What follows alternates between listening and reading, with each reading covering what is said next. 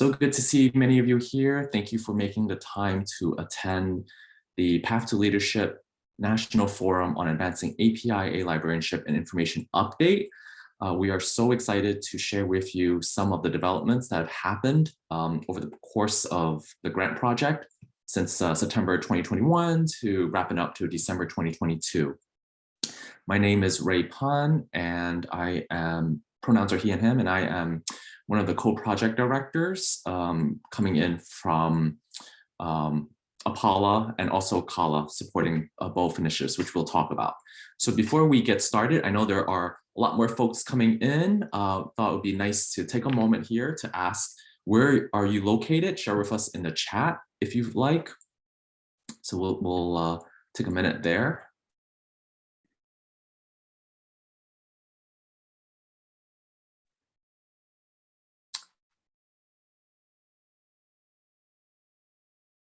Great, so cool to see so many folks from all over the country. We got folks from North Carolina, New York City, San Jose, San Pedro. Oh, we have somebody also from Canada, great. Minnesota, the Midwest, Honolulu, Hawaii, welcome. This is so great. Yeah, wonderful seeing where everyone's coming from. And yeah, it was so great to see so many familiar faces and names who have been part of this project. And I just want to note that at the end of the presentation, we'll be sharing out the slide deck as well as the recording and all the other information right after. So sometime today that you'll get the information. What we'll be doing today is that we'll spend about 45 minutes just sharing the information so that you have a better understanding of where this project is coming from, as well as the output. And then we'll do Q&A. So in the meantime, if you have any questions or comments, please feel free to put them in the chat. We welcome that kind of a discussion. Any thoughts and reactions, feel free to share. So today's agenda will be just a recap, really, introduction to the project for those who are not familiar with it. And then we're going to look at the white paper, which is a culminating document that captures the experiences, the data, and all of the work that's been done to sort of address the core reasonings of rationale of why this project came to be, sponsored by the IMLS and in partnership with CALA and APIA. And then afterwards, we'll talk about what's next in terms of the project itself. So first, I wanted to share that this project is really a unique partnership between the two organizations, the Chinese American Librarianship in partnership with the Asian Pacific American Librarianship.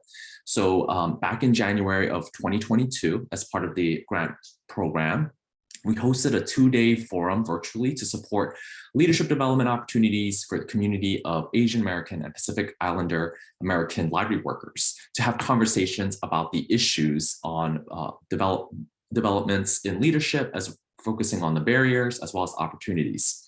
So the funding provided from the IMLS gave us an opportunity to create the forum to connect with 100+ library and information science students and professionals at all levels to network and build strategies to develop and understand sort of the issues of and solutions and barriers that they experience in terms of leadership. And then in June of 2022, at the American Library Association annual conference in Washington, D.C., we had our reunion meeting, and it was a great opportunity to connect in person for folks who were able to attend. And in between the two activities with the forum and then the reunion event meeting, we also had a series of webinars, which we'll highlight again later. And so the forum produced a white paper documenting the ideas for leadership development pipelines among APIA library workers and a curriculum outline for leadership programs specifically for APIA library workers, and potentially something that could be built up in other directions going forward. And I just wanted to say that if you are not a member of CALA or APALA, please consider joining. The associations are committed to supporting Asian American and Pacific Islander library workers in the field at large and serving such communities. And you can learn more about the project in this website that we have, APIA librarianship.org.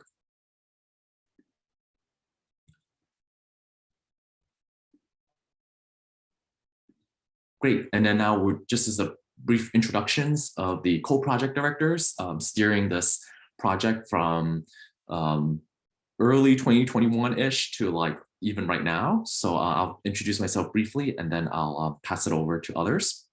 So again, my name is Ray Pun. I am the immediate past president of APALA and the current president of CALA. So it's exciting to bring the two associations together on this important project, working with this amazing team. I'll pass it over to Lessa. Hi, everyone. I'm Lessa Kananiopua-Palaio-Lozada. I am the past APALA Executive Director, just finished my term in June, handing it over to Alana Aiko-Moore, and I am a past APALA President as well. And I am also the Adult Services Assistant Manager at the Palos Verdes Library District in Southern California. And I will pass it off to Wenli. Hello, everyone. My name is Wenli Gao. I work for University of Houston, and I'm the immediate past president for CALA. So I was basically president during the grant project. So I'll pass it to Lee. Oh, great, Lian. Okay, sorry. Hi, my name is Lian Ruan. I'm past executive director for CALA, also past president for CALA, and I'm head librarian at Illinois Fire Service Institute Library, University of Illinois Urbana-Champaign. So happy to see you again today. Great. Thank you, Wenli, Lian, and Lessa. This is a dream team. All of this work is you know, it takes incredible commitment and effort to work together and to see this through. So I'm really grateful to have had the opportunity to work so closely with these co-project directors. And now I also wanted to mention that in addition, we also have project team members, Elaine Tai, Ying Liao, and Hao Yong. Let's see here. Because this is Hao Yong Lan. So this, yeah, we have an incredible team here that supported us throughout this process. So Elaine Tai is a librarian in the San Francisco Bay Area, where she curates social science poetry collections and often presents events around arts, talks on social discussion and conversation with authors. Ying Liao served as a CALA treasurer from 2016 to 2020 and has been part of the treasurer for this project in keeping track of the finances and so forth, and she's currently back again as treasurer. And Hao Yong Lan is the engineering data librarian at the University of Louisville. He received a bachelor's degree in electrical engineering, a master's degree in MLIS from University of Illinois at Urbana-Champaign. We also have here who helped us at the very end, a graphic designer, Jing Shan, who is based at University of Houston. So want to thank our project team members for just steering also the project with us as we were working through this this important concept and then taking it into the next level.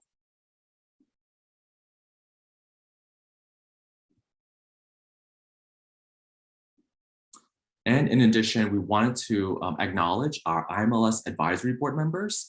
So these board members, it's a fantastic group: Candice, Trita, Ariana, Leo, Pearl, Maria, Safi, Mimosa, Miriam, and Shali have been so instrumental in meeting with us quarterly, providing advice, sounding board, reviewing and recommending applicants for the forum, providing feedback to the white paper, and really providing their insight and perspective. So we're really just grateful to have their expertise and perspective and sharing with us as we were shaping up this project. So I wanted to give a shout out to this amazing group here.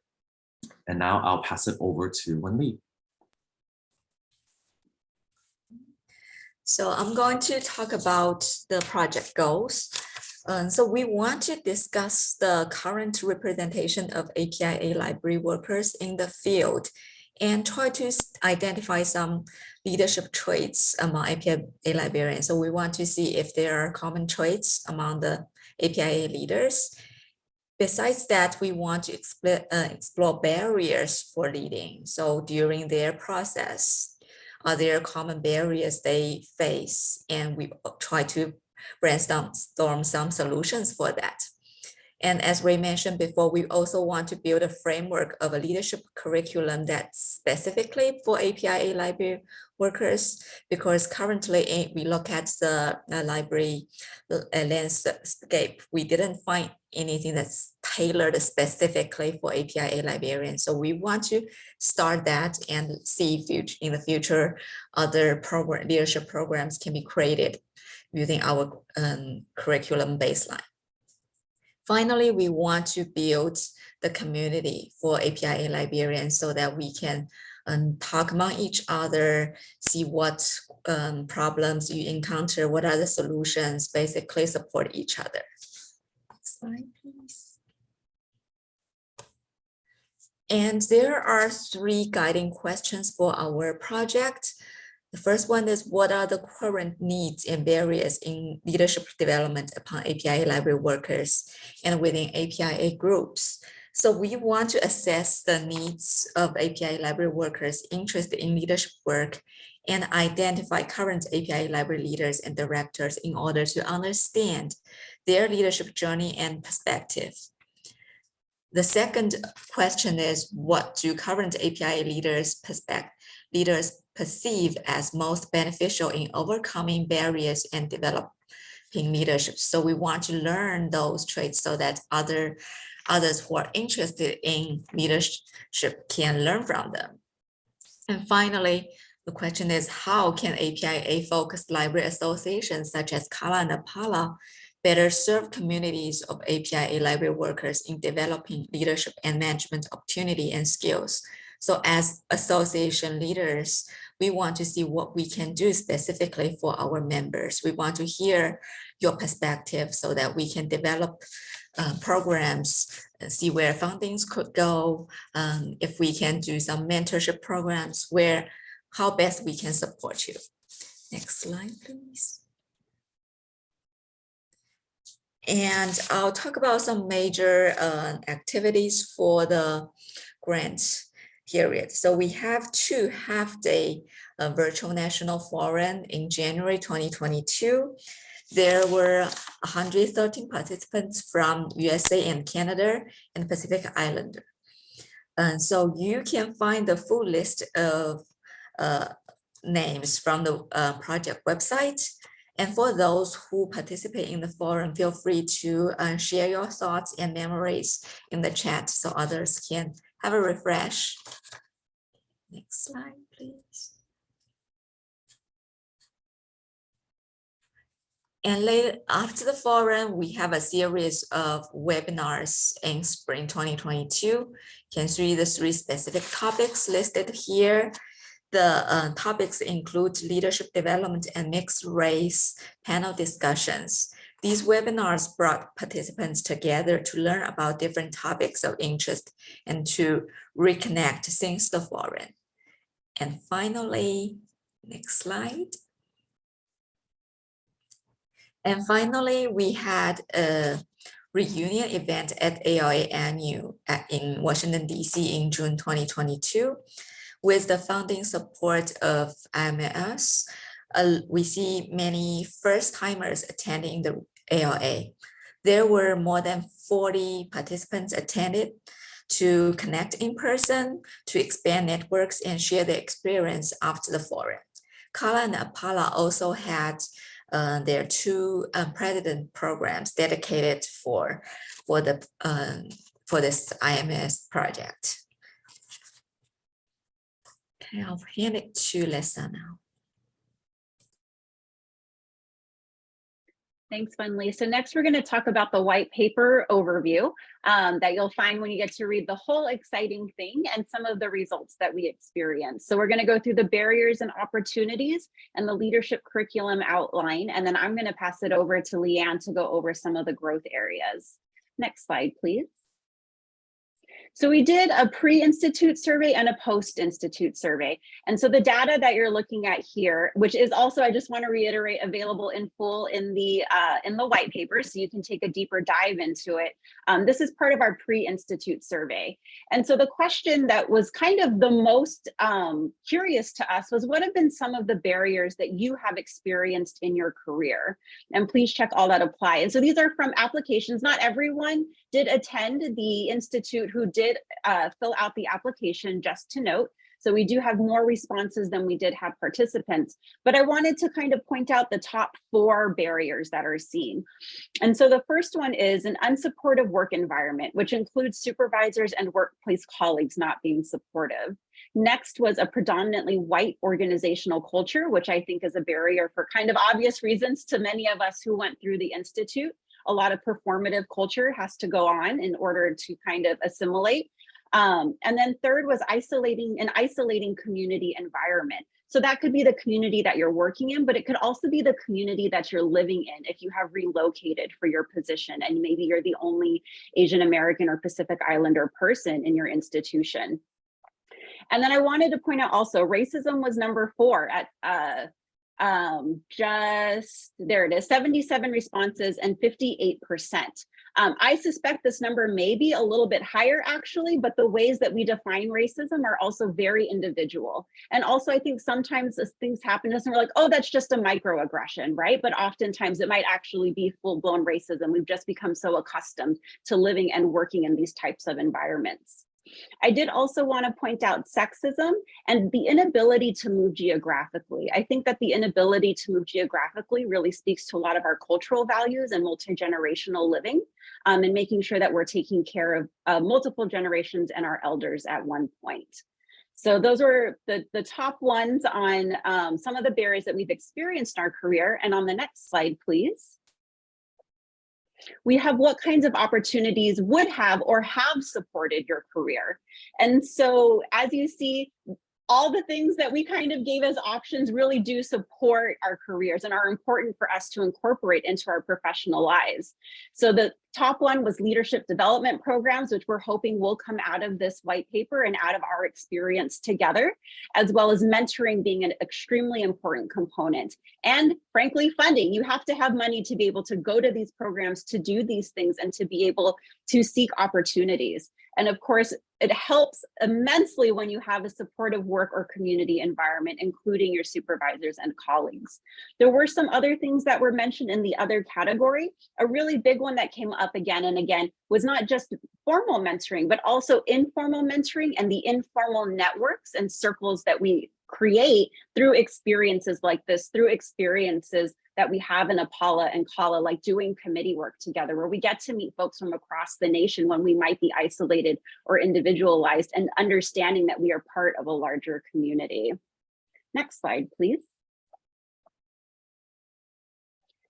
And so from the post-institute survey, we asked, what would you like to know or further explore after the institute, or what would you like APIA and CALA to further explore, or throughout another institute or professional development opportunity?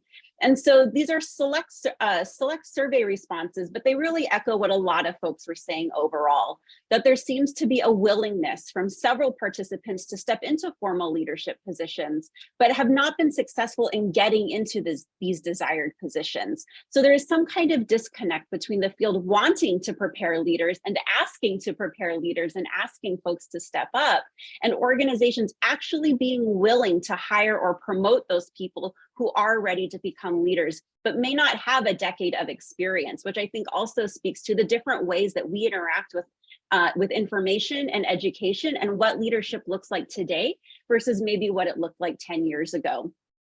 And folks also, of course, loved connecting with each other and want to continue to connect with and hear from other AAPI leaders. As the only AAPI person in a leadership role at this person's library, being able to calibrate and collaborate with others has become so vital. And I know that for me personally, that has fostered my career and gotten me to where I am today. And also folks want to continue to practice and understand different ways of leading in the AAPI community. It doesn't look the same for every single one of us, as we heard from the different panels and webinars that we had. Making sure that we continue mentoring connections, that we continue collaborating, and that we continue organizing what this change looks like. And I love this one. More on executive leadership, please. It's one thing to lead in a lower or middle management level, but it's different at the executive level. And I also want to recognize that leading at that executive director, dean level can also be extremely isolating, not just as an AAPI, but overall, because you're at the top of the institution. And so having those colleagues and allies are not always within your four walls. So you definitely have to go out. So that's something that we can look forward to in the future. And then folks are curious if other activities will develop out of this effort, which is a perfect lead into our next slide, please, on what a leadership curriculum outline might look like for the future. So based on the 2 half-day forum discussions that we had, the feedback that you folks sent from the pre and post surveys, we identified 3 key areas to focus on for a leadership development curriculum for APIA library workers. And so the first section is identifying and understanding different leadership approaches. Introduction to leadership approaches and one's default preference. What does inclusive leadership look like? We use these terms equity, diversity, and inclusion over and over again, but what really does that? What does that entail? And understanding the differences between leadership and management. I have to say, when I heard that, the difference between the two, it kind of blew my mind. And I saw where I really was different in my roles, in my institution as a library worker, and in my leadership as an APALA leader, and how those two work together, but also are different. And then of course, understanding how culture affects different leadership approaches, whether that's the culture that we bring with us, the culture that we're working in, or the culture that we're striving to get towards. Next slide, please. And then the next section for our leadership curriculum is building community internally and externally. So in order to build community, we have to learn how to communicate with one another. When we're working in multicultural and inclusive communities and inclusive institutions, we all communicate in different ways and at different levels. And so making sure that we can build community internally and foster our communication skills to be able to interact with one another on an individual and cultural level is extremely important. And then a session on effective facilitation skills. I think no matter how good you are at facilitating, there's always room for growth, especially as our groups and our social circles change. And then building community externally, what peer-to-peer mentorship programs look like within our cohort, what has come out of the cohort of the Pathways to Leadership program, but also our cohorts within APALA, within CALA, and all the different groups that we're a part of. And then a part of section 2, host a panel discussion focusing on diverse AAPI library workers' experiences. We all come from different communities. We all come from different perspectives, depending on where in the library we're working in. And then finally, our section 3 is developing self-advocacy and overcoming barriers to leadership. So understanding the different barriers to leadership based on our culture, what different things we're bringing and what the predominant culture has that might be affecting our ability to move up or our ability to lead from any position and lead within the arena that we're working within, because we don't always have to be in charge to be the leader, right? Just want to say that out loud. And then there are select discussion questions on self-advocacy and barriers that can be taken into account during this section that we can have as group discussions and that we can have as individual reflection as well. And so those questions include, how do we advocate for ourselves as library workers? How do we tell our stories? What do we do to amplify our own skills and continue professional development and growth? Because it's a never-ending journey. We're librarians, so we believe in lifelong learning, right? And then finally, how do we move past modesty narratives that many of our cultures have internalized in us and learn how to toot our own horn, and or also help prepare those who are around us to help us combat those by tooting our horns for us too. And it's up to us, I think, with each other to do that for one another as well. And so now that is the end of the leadership curriculum, and I'm going to pass it over to Leanne to look into our growth areas. We have some excitement here to share. To look at the growth areas for the future, there are a couple of things we can do. CALA and APALA can continue this joint effort on hosting a national forum annually or biannually. So we can take action now to prepare, right? And there is a clear need for more leadership training, community building, and networking among APIA library workers based on the webinar series hosted by this project. The findings from this study reveals a snapshot of the barriers and opportunities experienced by APIA library workers. Further research can be conducted to expand those points further. Next. When thinking about participants, it's also important to consider diversity within Asian, American, and Pacific Islanders communities and intersectional identities. Also critical to ensure that there is intentionality in recruiting diverse participants and recognizing and acknowledging who is not represented in such conversations and programs. I think this is a very important findings. I think before this project, somebody may think we look all same, right? And indeed, there is a diversity among us. This project results in curriculum outline for APIA leadership training. It lays out the foundation for a potential leadership institute designated for APIA librarians in the future. I think we have much more work to do to continue this project. Next one. Next slide. I think we also have to think about institution, not only for us, for our community. And I think we have to bring this back to our home institution. For example, I would love to share this report, this white paper with my director, schedule a meeting with him, really talk about what we discovered, what we found, and more important, what we can do together next. So for institutions, recognizing the APIA library workers are a very diverse group. APIA library workers have a varied lived experiences, perspectives, needs, and intersectional identities. As a result, APIA library workers have a great potential to lead institutions and associations.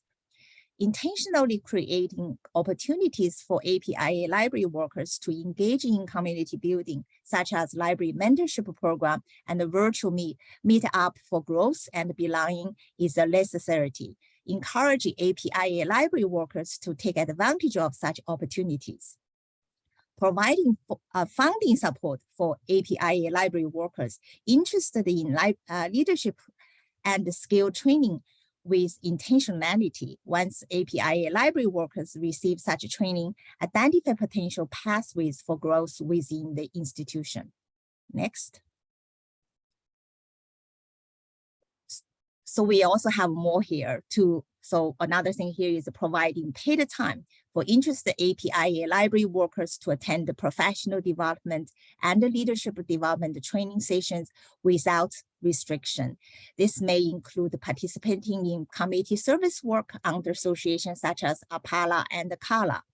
Analyze data on the current state of APIA library workers within organization, including where APIA library workers are or are not represented, where salary inequity currently exists and what intentional opportunity are provided to support their potential for growth. Conversely, analysis invisible, unrecognized, or uncompensated labor may be disproportionately distributed to APIA library workers. I really think in this area, we need to do more research. So we have more research findings to present. I think this one project obviously is not enough. Examine policies and procedures that may present barriers for inclusion and advancement for APIA library workers, including how professional development, leadership, and other growth opportunities are distributed. Lastly, providing ongoing training on topics such as social equity, inclusive management, APIA identities and experiences, and at all levels of organization in order to increase the culture, competence, and culture humility of those managers and other colleagues who work with APIA library workers. I think I'm going to turn this to Ray. Great, thanks, Leanne, for sharing. So now you've gotten a lot of the information here shared from Wenli, Lessa, and Lian. And we're just going to talk about the next steps in the project. And I wanted to share just a few things here. First, there will be a presentation at JCLC, a abbreviated version that Wenli, Lessa, and Lian will be presenting and speaking on. And feel free to encourage your colleagues to attend and hear more about it. And since there's a question here, will you be going to JCLC? I'm going to just see if it works here. Just a quick yes or no, just out of curiosity, because it's around the corner. It's in October, and there's a group of us here, 54 folks. So let's see how many people will be attending.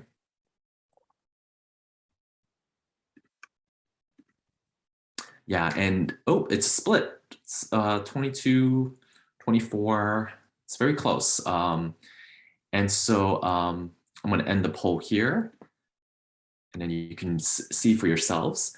There's about 24 folks will be attending and 25 will not be.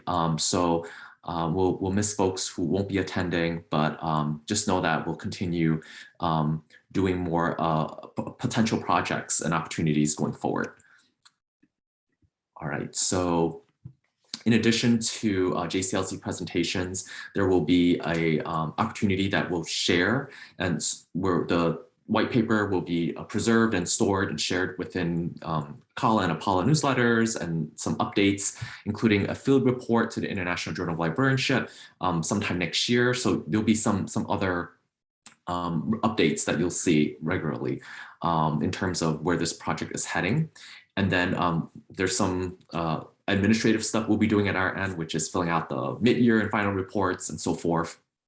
And we want to encourage you all to continue having those conversations and connections among the networks you developed based on this program, or maybe other colleagues, and particularly your institution. As Lian mentioned, it's a really great way to really look at what was put together and then sort of having conversations about it in a way to hopefully move that needle forward and then see where it goes from there. And then some additional resources. The white paper can be found after this webinar in the website.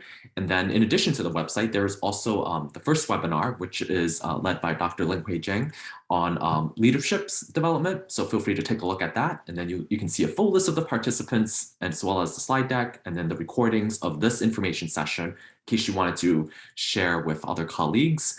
And if you have any questions, you're welcome to also reach out to us at pathtoleadership2022@gmail.com.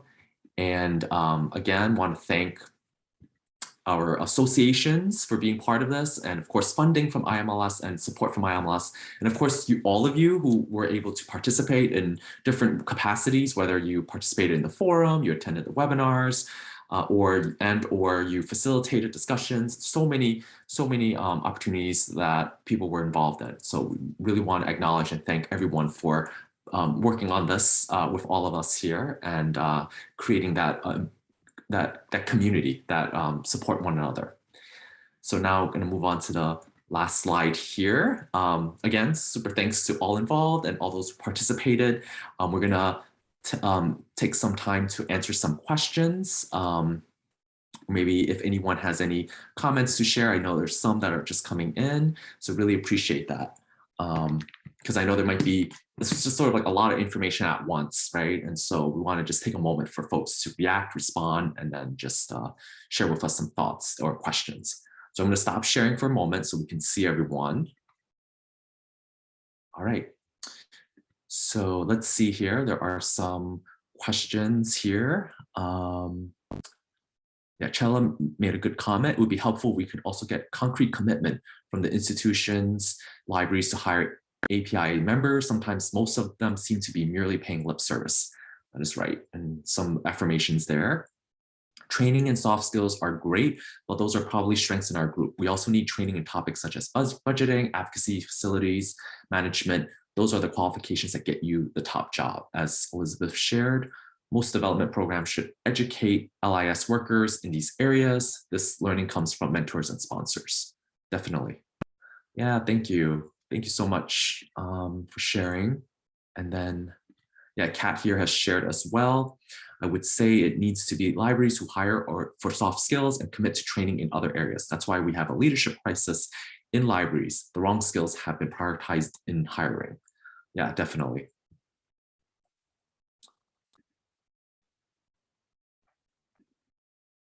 So as I mentioned earlier, we will be sharing the slide and recording to the listservs, so you'll see it right after the session. So yeah, this is a chance for anyone to, yeah, anyone who has any questions there.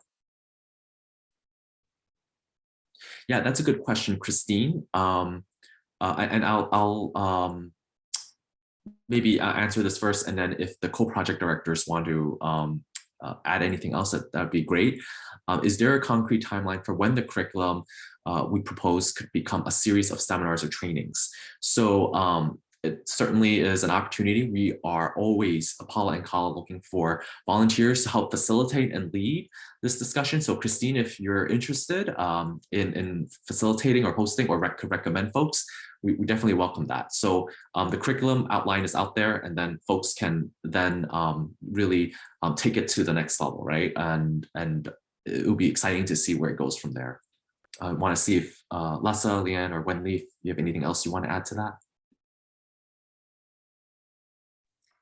Well, I think CALA and APALA, the leaders there could take a look at the curriculum and see if, like, each year some committees can be put together, collaborate, and host those kind of things. I think there should be a collaboration between the two organizations that way.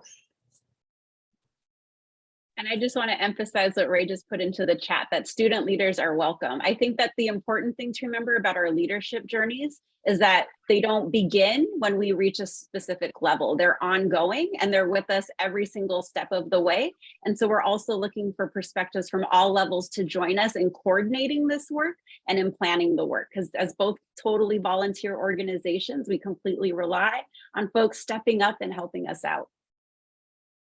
I think based on the white paper findings, perhaps CALA and APALA can work together with some kind of timelines. If, for example, next year, what kind of topic we would like to do, what's next. So that way, I think we can also involve both associations members, and then we can get things going instead of just keep talking.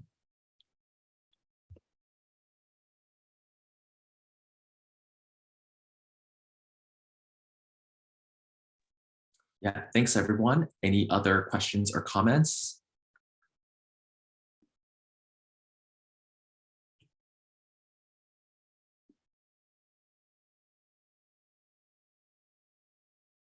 Oh, I see here from Helen, how I wish this available when I started my career 35 years ago.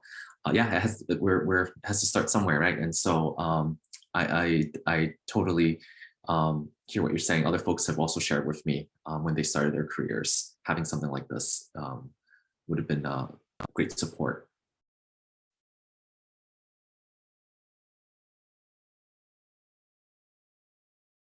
Chella asked here, would it be possible to explore, establish something similar to an exchange program between institution libraries to provide practical experience for job shadowing?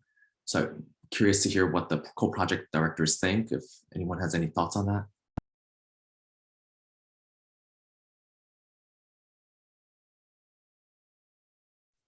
Yeah, I know, like the LCDP program, what's the full name of it? ARL LCDP program, that's the program for underrepresented groups. They have a leadership program that's the institute attendees, they go to a home institution, then they shadow a library dean. Yeah, leadership and career development programs.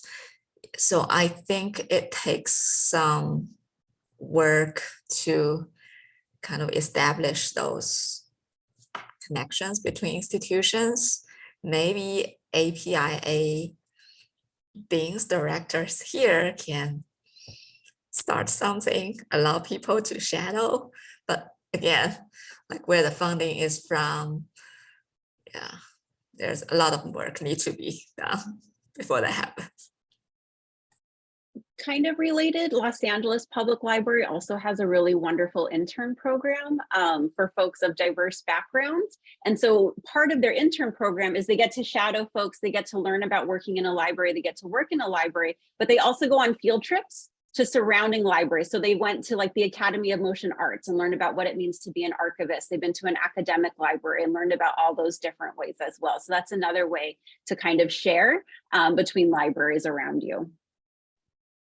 Here at iSchool, we have what we call the alternative spring break. So for students during spring break, they may get some fundings from the iSchool, go to different library to have some practical experience. Also, they have a course called a practicum, so they can go to different public library nearby or at their home, nearby their home if they do online program to gain some, additional practical experience. They may contribute 75 hours to that particular library and leave 25 hours to write a short paper. I think we can be creative to think something for us to do. Yeah. Thanks, everyone. It just reminded me, Leanne, do you do a, I know it's a little bit different, an exchange program with librarians from China? Like, do they have a... Yes, in some way, but I think it's very interesting because for Chinese librarian, if you study those type of program, they come to United States as a visiting scholar. They may stay at least 1 year or at least 1 year, right? Sometimes a half year, but most of them 1 year. And then they also invite American colleagues to go to China, the same institute, for example, to visit. But oftentimes American colleagues go there 2 weeks, 1 month. So it's not quite equal in terms of the length of stay. Right. Thank you for that. I see a question here. Danilo, have you thought putting a series skills-based leadership programs as professional development for early and middle careers, online or blended depending on funding and resources? That's totally right. It all depends on the resources. We are all volunteers. So we volunteer within our associations and working together to put this together. So if this is something, Danilo, that you're thinking about in the future, feel free to take it up. We're happy to provide feedback and support, but in terms of how this project is developed, it was the forum, the webinar series, the white paper, and bringing this community together. But it is an interesting idea. I don't know if anyone else has thoughts to his question. I think it's a great idea. Great. There's a question here from Jessica. Were there any discussions, findings around the differences or goals of mentoring, coaching, and sponsoring regarding API leadership? For instance, we can create mentoring opportunities within ourselves, but how do we actually get support to get leadership roles through more intentional coaching or sponsorship? Totally just wondering. So we didn't really explore that within the context of this paper and our Pathways to Leadership Forum. But I will say that while I think it is essential for us to mentor and coach amongst one another, it's also essential for us to have mentors and coaches from outside of the AAPI community. I know that a lot of the feedback that I've learned about negotiation and kind of tooting my own horn has come from my mentors who are not of the same background, because we come with those differing perspectives. I think those types of mentoring programs can be a little bit more difficult to get into, but I believe ACRL has some. I know the new members roundtable within ALA context. There quite a few of the different divisions and roundtables have mentoring programs that you can kind of capitalize on those things for, and also just sometimes being a little bit brave and asking someone, whether you can ask them a question or seek their advice if you've been able to develop a little bit of a relationship. But I think that's definitely something to explore also as part of the curriculum as folks begin implementing these things.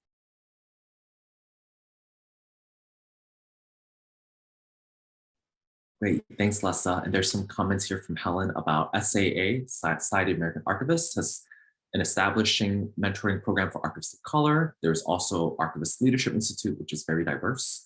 So if this, for instance, if this Archives Leadership Institute is looking to add or consider like other directions or complementing what what they're doing. So it's an opportunity to consider this outline that we have put together. Yep, and there is a mentoring program happening right now from Kala, so take a look if you're interested. And there's a good comment here from La, finding some Kala or Paula Dean or other dean and library directors who are interested in committing to a program like that. Start small, inviting more to apply to join the programs. Right, so Christine, the paper is not up yet. After this webinar is over, then we'll put it up. This was like a teaser or a preview. So we're just trying to get you all, right, look, you're looking at it already. So get you all excited to look for it.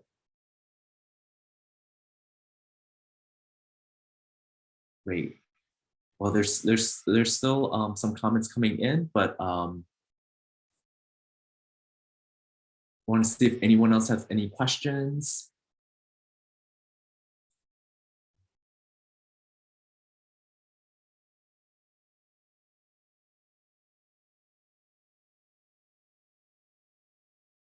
All right, I think, yeah. Oh, there is a comment here I just received in chat.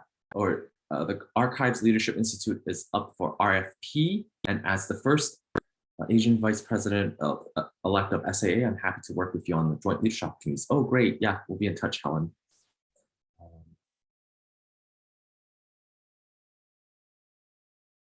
Thanks, Jessica. There's also the Apollo mentoring program, which will happen in the next cycle in July.